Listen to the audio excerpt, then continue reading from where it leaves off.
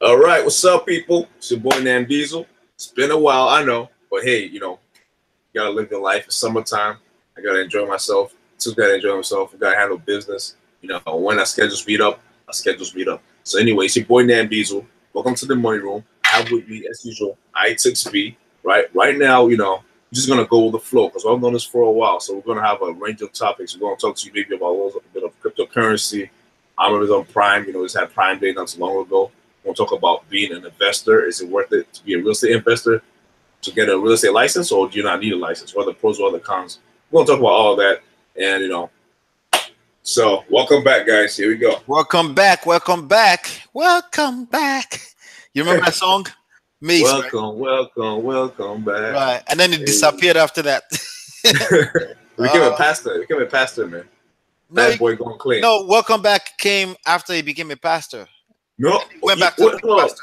hold up. You're right. You're right. That's where he came up from being a From pastor. being a pastor. He disappeared again. And right now he's confused. He doesn't know if he's a pastor or not. Yeah, But I don't know. But anyway, more power yes. to you, Mace. Good luck. Yeah. So yeah, I mean, good one, man. We came back, but the good news is that we're back, and we will always come back, no matter how long it takes. Um, so we want to talk about Prime Day first, and hmm yes, when we we're trying to talk about this before, I kept mismatching Prime Day and Amazon Prime, and And it is related. It is related, so it's yeah, fine. it's basically related, and Prime Day is. One of them is a cause, the other one is an effect. So Amazon is using this Prime Day thing, and they're using Amazon Prime to create loyalty, right? They're using that to create recurring income for the platform. So on top of the fact that they're collecting this $10 per month and $99 per year, on top of the fact that they're collecting that, they're saying that an average Amazon Prime spend $1,400 a year on their website, while How much? $1,400, What's your hundred a year? Okay. and an average non-member spends $600. So Gotcha. clearly, the fact that you're a member makes you want to buy more, and that's the irony of business. You would think, oh yeah, I'm a member, but when you create that kind of loyalty among between you and a customer, it makes them want to do more business. Funny enough, they spend more money with you. And it's not just Amazon that's doing it, but we're picking on Amazon today because Prime Day was yesterday and was since Monday. Today's Wednesday. It was for 36 hours. So, and they basically, I think they said they've broken the record. Well, they didn't really release the number that they made, but it was projected to do $3.4 billion in Yeah, they know that. what they're doing. A day typically has 24 hours, but they make their prime day have 36 hours. Go Right. figure. Right. And they Right? claim all the retail stores do that. Like even though there's a Black Friday or Cyber Monday, right? That they all like that sales is bigger than 24 hours. Usually there's a window Yeah. that's a little bit more than So 24. it's smart, So essentially, as you're saying, it sounds like it's some kind of marketing that they're doing. It's marketing, and they're using that marketing so that if you do the math, $600 per customer for a year or 1,400. Well, guess what? If we do this Amazon sale, right? Prime Day is going to give us more people to sign up. We're going to lock in more $1,400 a year recurring, and that's the whole business model. Right. Subscription. Like you look at Netflix, Hulu. A lot of people are doing that, and I think essentially it's kind of like a modern day monopoly. People are trying to create a modern day monopoly without being a monopoly. If you create a monopoly, then there's issues with the law and whatever. Well, that's what people Yes. are trying to do. They're trying to bring these customers in here and keep them there. You Keep know, them there. You want to keep them spending more money. The only thing that's better than acquiring a customer is acquiring repeat customers. that's right. People that keep coming back, people that are loyal, and repeat customers have has always existed, but with the technology that we have today, with the fact that people can have their credit card on Like the file. crackheads are repeat customers too, right? I know, right? So the credit card being able to stay on file, even secured, stay on secure in a secured way, stay on file and things like that, allows for people or businesses to be able to create revenue And from my personal experience, a lot of time people will keep paying for a membership that they don't even use. So this is They forget about it. They forget especially if about it's $10, right? it. Um, Right. Netflix, that's smart right there. You know? Netflix, $10, $14. I'm on audible.com. I was just using my audible.com. I pay $15 per month for that, which is also an Amazon owned company. Last time I checked, it's $15 a month. You have one credit for a book. So, and they give you one credit for a book every month, basically, if you're a reader, and you get to pick out. And the good news is that a few days ago, I went there and I've been reading this book that I wanted to read about 10 to 15 times. And I've been reading it basically for months. And I was like, you know what? Let me go check my credits because I've been paying anyway. Um, I have like 5 credits there. So my wife wanted this book. I basically used that credit to purchase a book for her and send it to her phone. So what I'm saying there in essence is that people will pay this money anyway, and they will just pay. Sometimes they're not using the membership, but they think they will use it. And the fact of the matter is that from a legal standpoint, they have access all those time, so they can't claim that they didn't use it. The fact that they have access is using That's it. what they're paying for. Exactly. That's what they're You paying know? for. So Yeah. it's smart. They keep the costs low, so every month you're not even thinking about it. It's like, hey, $10, big deal. In a year that's going to be what, $120, no big deal. But and it's smart because what they do is that their strategy is all about volume. So even if it's taking $10 and $120 for one person, that's fine. It's not big deal for the whole year, right? But now we have a million customers. You have so many hundreds of thousands of customers, and you making big bank. So this is not a bad thing. This is not a bad thing they're doing. They're just being smart, and they're marketing correctly, and it's a smart business model. Well, they've been adding 10 million Prime members consistently for the past 3 years Well, there you go. per year. Right now, I think they said they have I forgot the number. But bottom line is that they use that Prime Day. So back to Prime Day now. They use Prime Day because you have to be a Prime member to use the opportunities available on a Prime Day. So they use Prime Day to recruit more members.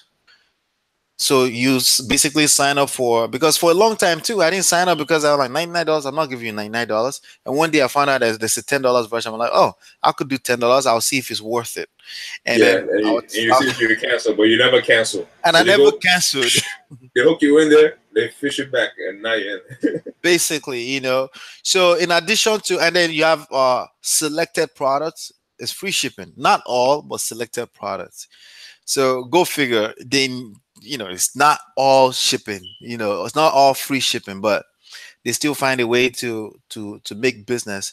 So, and on top of that, again, like you said, it's really a modern day monopoly.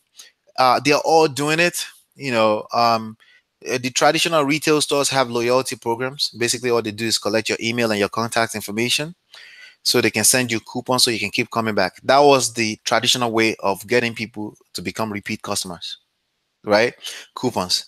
Because once there are people that basically their brain, when they see bargains, they need to go shopping, right? Yeah. And they send you all those magazines, right, with all those coupons, right? And that was the way they traditionally did it. But today, that was a shy way of getting customers to come back. Right now, they are a little bit more explicit because the technologies allow for them to build a membership, $5, $10 per month membership. And basically, in exchange for that, they give you some kind of deal like free shipping or something like that, So shipping is the cheapest thing right now, especially if you're a retail store. It's still overpriced in other senses, but when it comes to if you can ship stuff to people's houses from your retail store, it's the best thing you can do for your business right now. Because frankly, if you're not doing that, Amazon is going to kill you. It's only a matter of time. And one last thing I want to say about that: Prime Day beat what do you call them? Black Friday. Black Friday. Yeah. So Prime Day actually beat them in revenue. That says a lot. It's a big deal. That says a lot. It's a big deal. So for you, what's the moral of the story? Let me ask you, what's the moral of the story?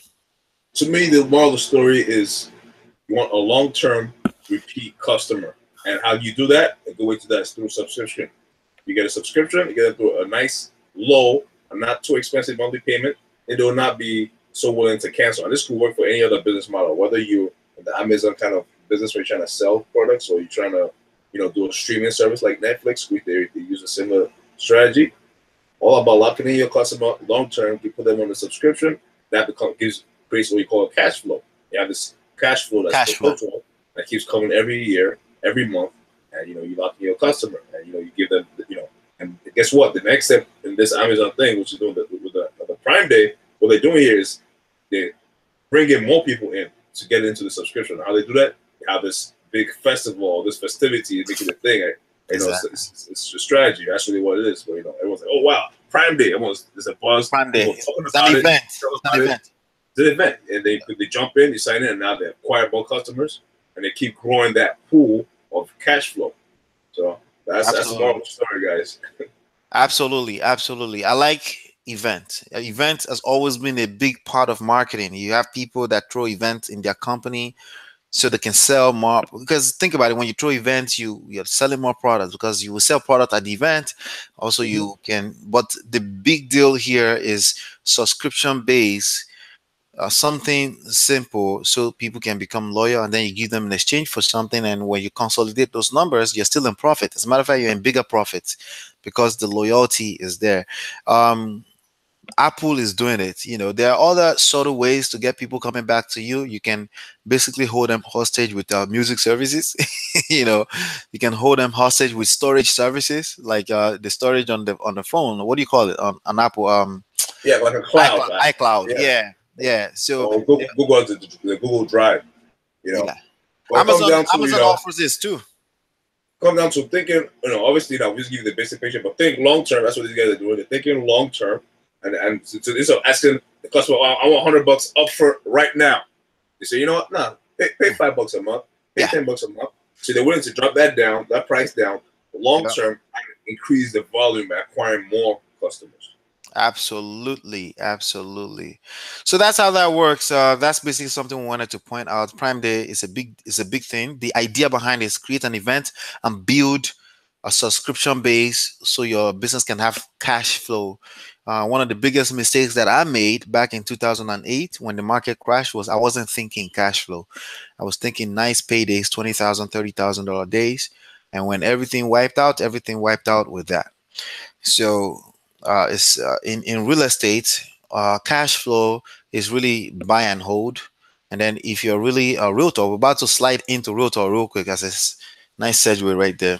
Yeah, so that's a good segue. So now we want to talk about being a real estate investor, right? And sometimes as a real estate investor, you think, okay, is it worth me getting my license as a realtor, or should I not get my license? And that's a question a lot of people ask. Some people go ahead and get it, some people don't.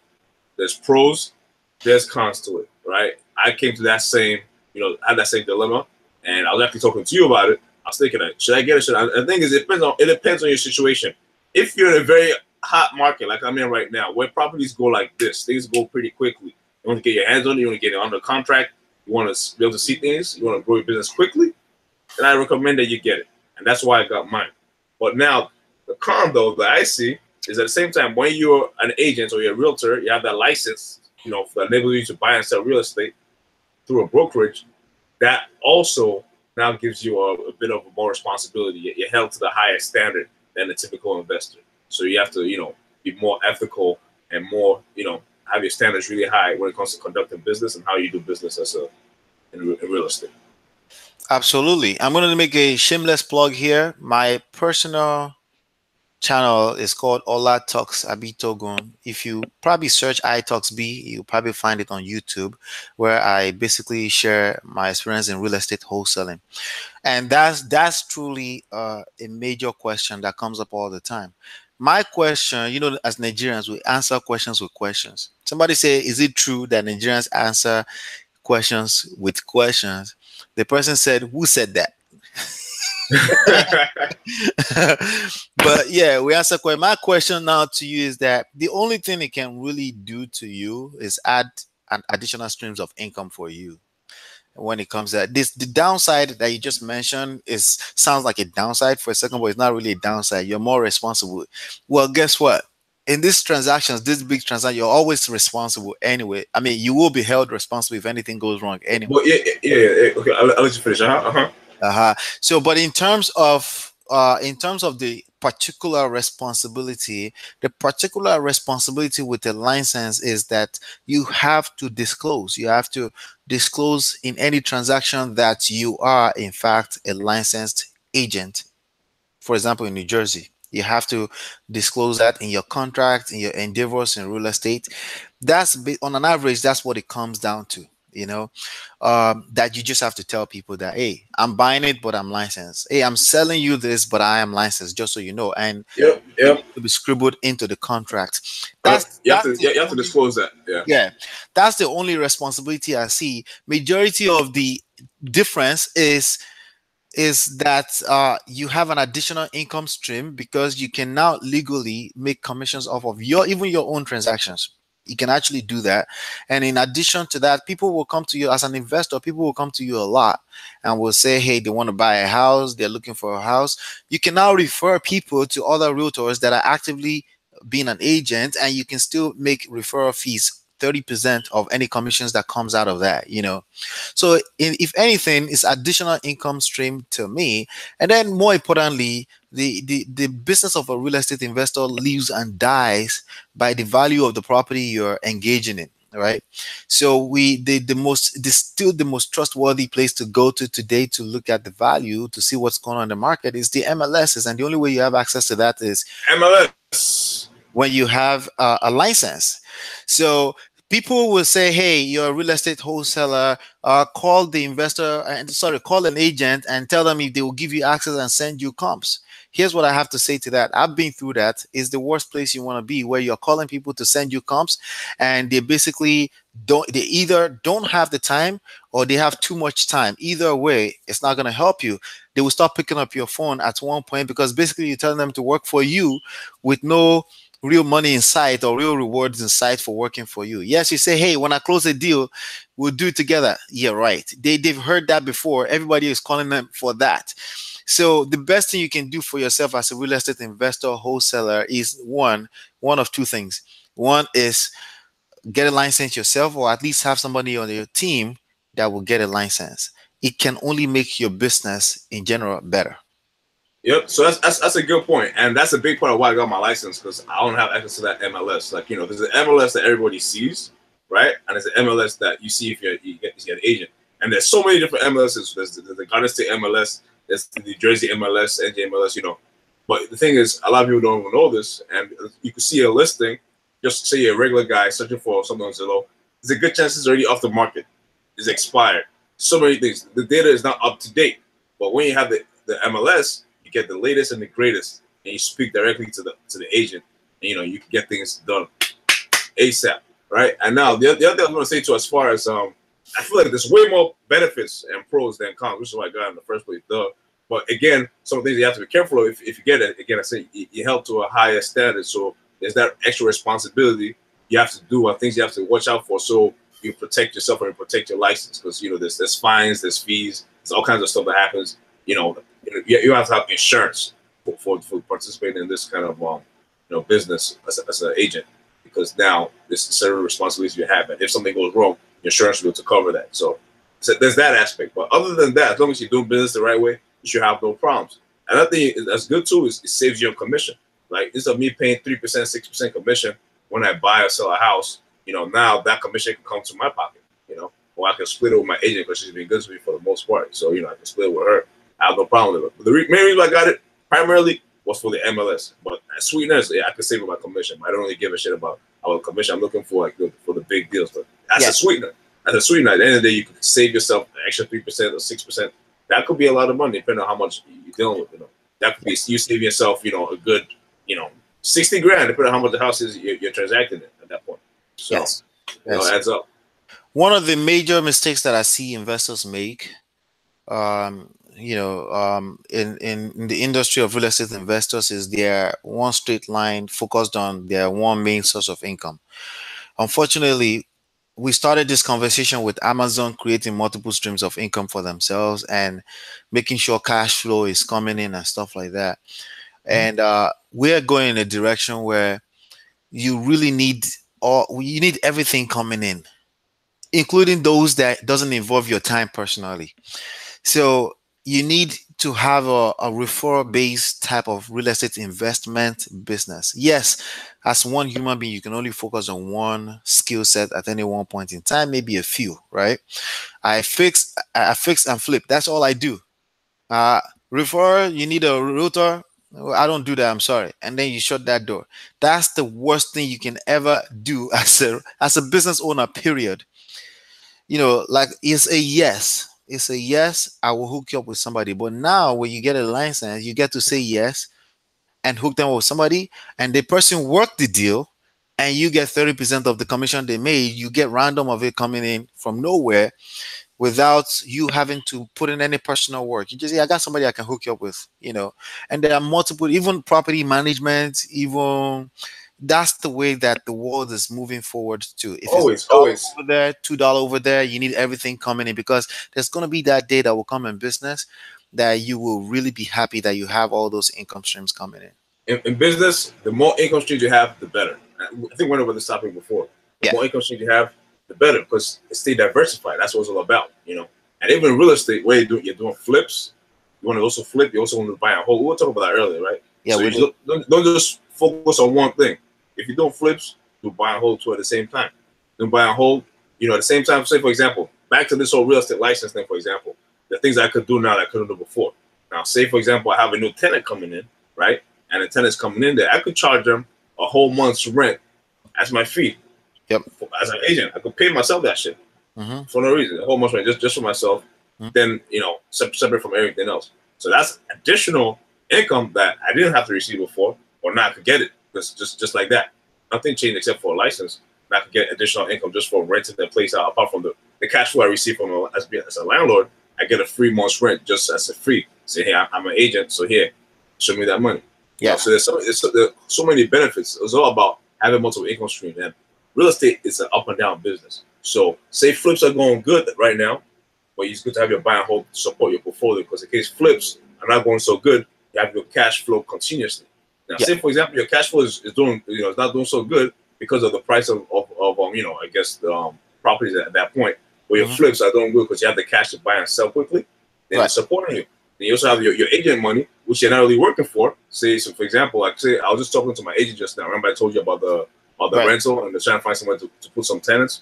I could just refer, boom, boom, and I get commission for that for nothing. Just by calling and say, hey, by the way, you need some tenants. I got some people looking for a place.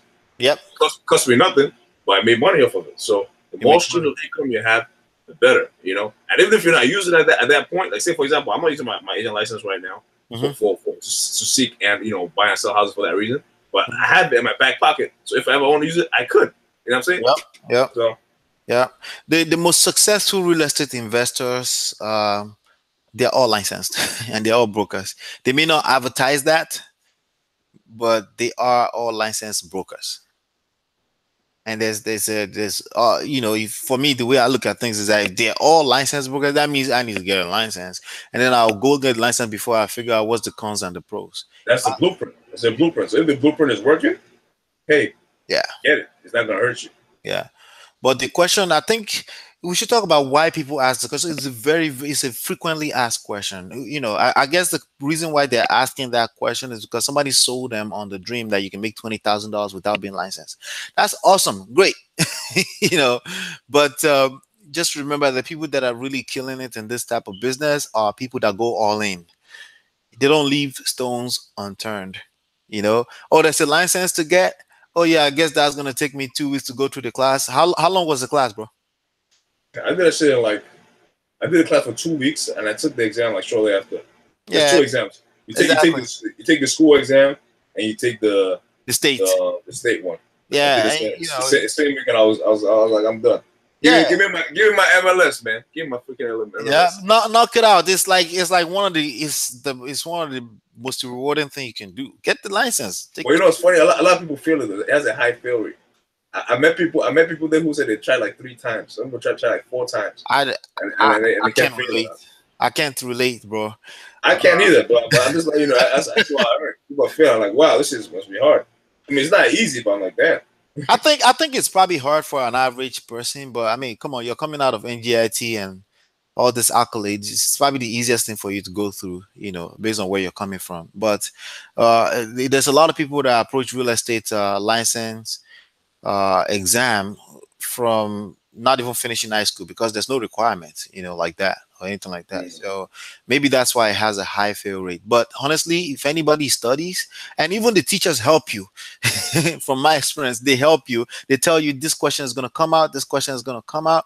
If you want to go through it and you're a person that pays attention and you just want to listen to what the teacher, you can actually pass it just by paying attention to the questions they will tell you that will come out. When they're teaching you, when I went through the class, they flip through the books, they go to certain pages because they tell you in this page right here, everything here is going to come out. You got to pay attention. But you know what I noticed though? There's a difference. There's a big difference between the school exam and the exam you take at the state. There's a big difference. School exam, I guess they could guide you because it's their school. They know what they want to place emphasis on, right? When it comes to the state exam, I was like, yo, this shit is different. I just got it because I read the whole book. It's different? Well, I don't know. I don't know. So I know what to answer, but I was like, damn, I see why some people who only focus on the class come to the state exam and they fail it because they don't read the whole book. They're just kind of focusing on what they're emphasizing on the classroom. Well, I did it in 2005. 5 or 6. Okay, maybe it's different now. It could be different. My father did his about 4 years ago, so it could be different. I was thinking you're probably gonna go because I did. I got license some stuff after 2008. They probably changed some stuff. Yeah. I got a New York license in 2014. It was all. I heard that too. It was all online. I took the class with. He said that the New York one is very similar to the New Jersey one. So some people get it's New York laws. It's real estate laws. It's very clear. But the New York one, I did it online. It was an online school, so I had to work a little harder than if I was in the class, So, but anyway, to the answer to the question, get the license. It can only make your life better, and you're trying to go all in this business. So, if there's anything that you could do 2-3 weeks, dedicate 1 month to getting it done. And if you're a person that goes through things with a purpose, you will study, you'll pass. If you're a person that thinks it's some quick, easy fly through, you probably will fail. So just take it serious when you go there. But you got to think of the angle. That's part of it too. For me, I was like, I want this freaking MLS. Like, I want it, and I want it. Because to me, that's like the gateway to all the things I want to get to. All the things I want to get to, right behind this. And so I want it for. I guess if you're not hungry enough, you don't care enough. If you're doing it. Because right now I'm doing it to grow my business. I have a business. I said, okay, it's MLS is going to help me grow my business. I want to grow my business. So that's why I go, boom. If you're doing it and you're just like, okay, maybe I want to become a realtor. Maybe that's why people don't pass as well. They're not serious about it because their goal or that motivation to take the exam is not the same. So maybe that's why. So how you approach the exam is going to help, help you get through the hurdle. Yeah, the contacts, this business is about networking. I mean, all type of business is about networking. I mean, you have access to all the contacts of all the agents in whatever market you want to focus on. I mean, that's like gold. If you know what to do with that, that's gold, to have access to all the agents and be able to pick up a call about a deal that just got listed yesterday. Instead of going on Zillow and seeing the contact of the person that bought the space on Zillow, you see the contact of the actual agent that knows what's going on with the deal, So it's mostly plus. The only negative is you're more responsible, and I don't know when you're responsible. You're more responsible, and that's the only negative. And once you start studying for it, you see exactly or part of why I'm saying you're more responsible. But you're held to a higher standard, and especially when you go from being an ambassador, getting a license, you also have to become a realtor. Yeah, that's another thing. Becoming a realtor is different. That gives you access to more stuff. Then you run on a higher standard. So I did that too. Then you have to consider also costs. You have to think about your cost for the MLS. Because you get this MLS, you have to pay for it. So you have annual costs for NGMLS. The more MLSs you join, the more annual costs you have. Yeah. But it's not about an investment. Like now, I'm paying for a lot of stuff, but I'm paying for it because I know I'm going to get it back and some. So if I'm not going to get back what I'm putting in, now I won't even bother to do it. But if I know that I'm going to use this investment and make more from it, then I don't care about spending that money because I know I'm going to get back more from it at the end of the day. So you got to think about the costs and how much you're going to get back from it. Yeah, yeah. The future of MLS in general, there's still going to be MLS, but they're not going to be all over the place. Like we have about 4 or 5 different ones in New Jersey. Yeah, yeah, yeah. So like, what the Yeah, heck is this shit? yeah. So right now you basically want to focus on one or two. I've always focused on Middlesex and Garden State. But eventually in the future, because of things like Zillow taking over the market, and because of that, I mean, because of everywhere we're going, it's probably going to have to find a way to consolidate that at least one estate. It's just It should consolidate. It yeah, should consolidate. But right, only thing, even with Zillow, as I mentioned earlier, I don't recommend everyone. I mean, Zillow is an easy way to look at properties, and you can look at. They have a lot of data. Right? Don't get me wrong. But the right. thing is, how accurate is that data? People go on there and they look at listings that are no longer there. The prices are not accurate. You know, the owner information they have is not accurate. There's a lot of inaccurate information on Zillow, but it's a lot of There is. information also. So, There's a lot. There's a lot of data. It's a all the data on there is the algorithm that's not really accurate. But again, that's it's arguably still a great source for data to see what's going on. If you come up with your own way, because the numbers that pull out the sold prices that comes out are real numbers. So if you're looking for a quick comp or something, or you don't have access, to still like for example, if your MLS, there could be a property all the way in South Jersey, 6 hours away, and you don't have access to that MLS. You could have a good feel. You're not gonna have accurate data. You're gonna have a good feel of oh what's yeah, going yeah. on in that neighborhood. So that's So something. It's good for looking at a lot of data. But now, if you say I want to buy a house right now, and I mhm, see this, I want to buy it. There's a very good chance you're gonna go on Zillow. You're gonna call, and first off, it might be a wrong number, or you yeah, call and it has been sold a long time ago. Or you call. So that's something. The data is not right, always accurate. But now right, the prices, streets sold, all that kind of stuff right. is Yes, usually pretty close. I've seen some houses that I bought and sold myself, and the price is not quite exact, but it's pretty close. So it's pretty good in terms close. of historical data looking back. Hmm. Quote unquote like back test, like you're doing the stock market. You want to back test and look at comps and that kind of stuff. That's okay. Or if you want to say, okay, I want to buy a house now quickly, you could call on Zillow and it could be gone. It's not very quick. Yeah, yeah, it's old news usually when it comes to the status of the property. Hmm It's usually old news. But yeah, absolutely. I think it's a awesome question that people keep asking. But just do everything you got to do to make the best business better for yourself. And a lot of those questions, like okay, like bird dogging, right? Bird dogging, looking for deals for other people. Some people asking me questions: should I look for deals for wholesalers? Or like the wholesaler is looking for deals for other people. That's basically a confidence issue and a title issue. You call yourself a bird dog, a wholesaler. You're looking for deals. Even an investor, you're looking for deals. A lot of investors don't buy all the deals they find. You know, so go all in. Just go all in and have access to all the data, all the resources you can have access to. And I think MLS is a great resource to add to your real estate investing business. So For sure. So I can see the difference between when I had it and when I don't. And I can tell you right now, it's worth getting. And if you want to do something, do it fucking right. yeah, So if you're serious about it, commit and go all the fucking way. go all in. Go all in. Yeah, man, that's a good one. Prime Day, real estate investor, license MLS, all of that. We talked Yeah, about that yeah. today. We'll be And back again. maybe we'll do cryptocurrency next time. But I'm sure you guys can see right now, crypto market is on its way back up. And we'll save that to the next episode.